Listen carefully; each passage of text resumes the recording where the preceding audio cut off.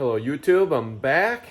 I don't know if you guys remember in my intro video coming back to YouTube that we were going to work on my 2007 Silverado 2500.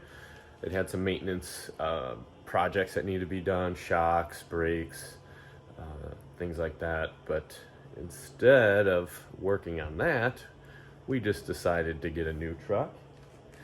New to us anyway. It's a 2015 Silverado High Country 2500 HD, and it needs a lot less work than the 2007 we had. So I'll give you a quick shot here.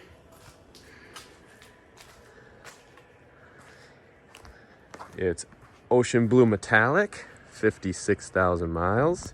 As you can see, it's snowing again. I think it's still open. It is not. Okay, you won't get a tour of the inside right now. But take a look at the truck we used to have. I'll put up a picture.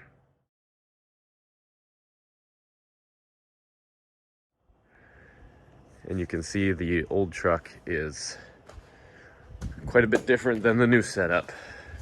So watch the channel for some more updates on this project.